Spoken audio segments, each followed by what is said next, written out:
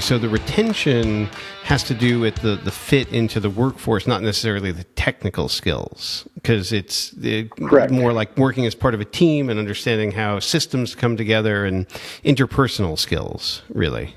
Absolutely, yeah. And there is actually a fair amount of published data that strongly suggests that technical skill is clearly not the best and is a poor indicator of actual on-job performance and retention.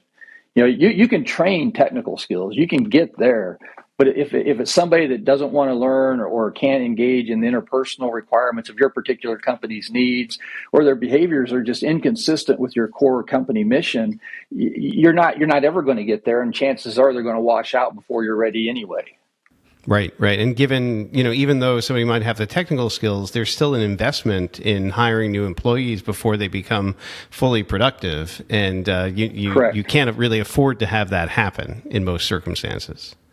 Right. The perfect hire is the one that has the technical credentials and the behaviors and personalities you want in your company. That's the perfect hire. And that's where I hope through, increasing educational capabilities and capacity so we train them better, we can also then take and assess them and make sure that they're a good fit, not just in general, but for your particular company and your open position.